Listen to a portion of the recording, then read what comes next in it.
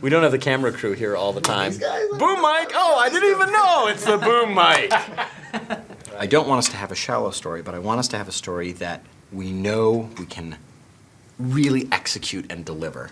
The way we approached Starhawk was different than the way we approached other stuff in the past because we knew that we had a really fun, successful recipe with the multiplayer. And what we wanted to do is kind of take it in a slightly different direction. And so we didn't want to do just kind of what's become the bog standard sci-fi. We wanted to give it some kind of twist, something kind of unique. There were two lines that we really needed to avoid.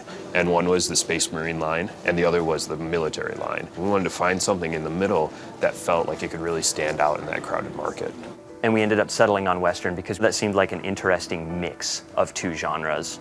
You know, we retain a lot of the tenets of the sci-fi. We've been very conscious of making it accessible for people to kind of grab hold of and hopefully take on as their own. And we wanted to really try to work into this universe a very coherent theme of why these guys are out here. And that's where we came up with the Rift Energy. This is something that is a very high density, high efficiency energy source. They develop a way to mine it and they start setting up these mining operations.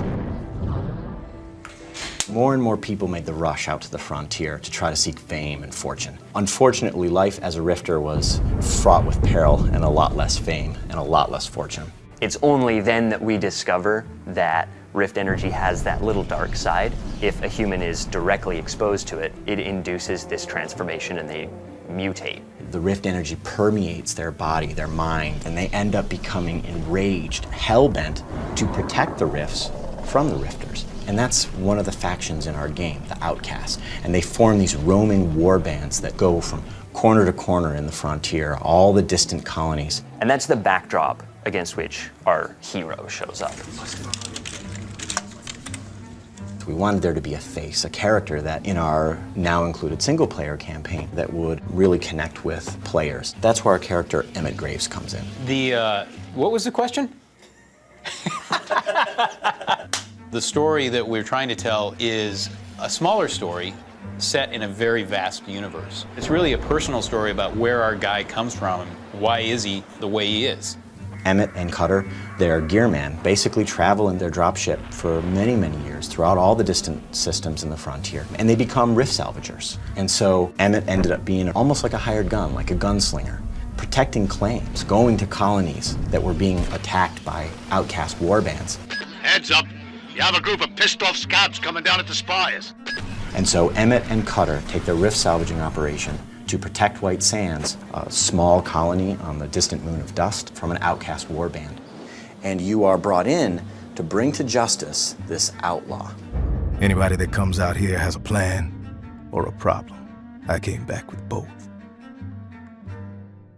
I hope they find really a satisfying story experience where they can learn the ins and outs and feel like at the end of this whole campaign, they've mastered a lot of these build and battle elements and a lot of these new kind of innovations we're throwing at you. It's good to have a good single player game. I love that in multiplayer games because I like to go through single player, get comfortable with all the different weapons and figure out all the different tactics. And, I want to know this game before I go into multiplayer so that way when I go multiplayer, I already know what to do, I'm good. We got a ways to go before we can stick that together into a spaceship engine. Engage!